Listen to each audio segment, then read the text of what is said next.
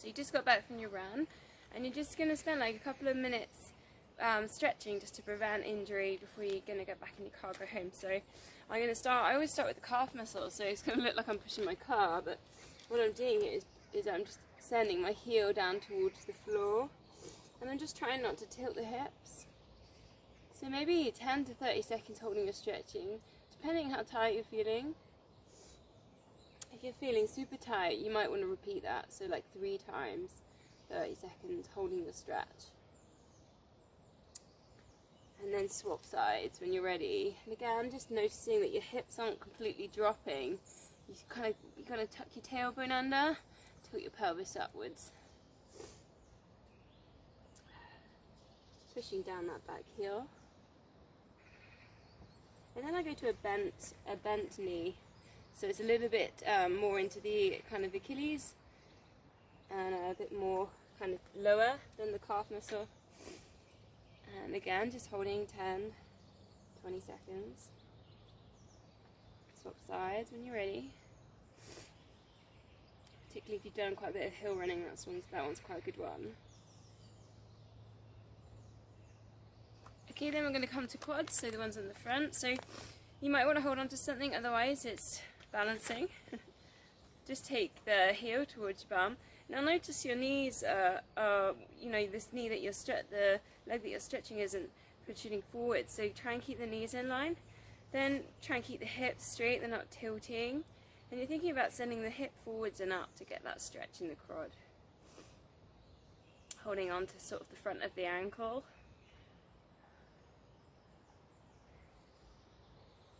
And then swap over again, you got 10 to 20 seconds.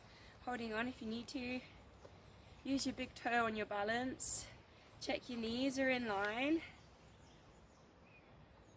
You should feel the stretch here in the quad at the front of the leg. Notice what your shoulders are doing. Try not to let your shoulders really drop forwards. Keep your shoulders back. And then just like kind of in and out of thigh here. So just nice big stride, about a meter and a half, and bending one knee. And you're going to feel this lovely stretch on the strand of hamstring that comes down the side of the leg. And I can still see my big toe if I'm looking down. And then swap over. Again, 10, 20 seconds.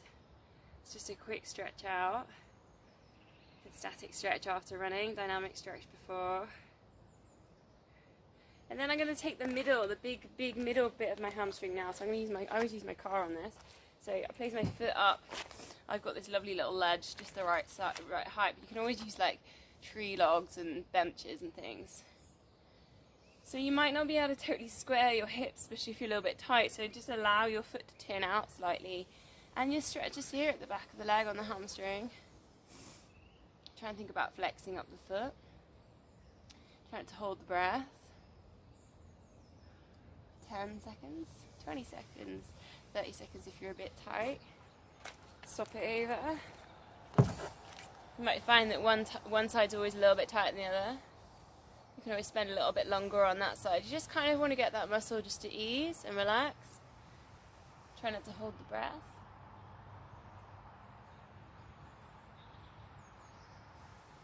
Flexing the foot.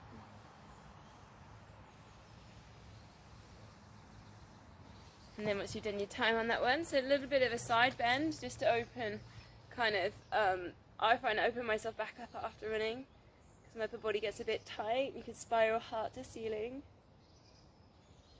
And the other side. Try and get that eye gaze up, pulling in the core. And again, like as well, just getting the chest back open because obviously when we're running we're kind of tight. So chest going open, we're just kind of coming across, pressing the elbow into the body, and then the other side. Linking the fingers behind, and just squeeze the shoulder blades together. Take a deep breath.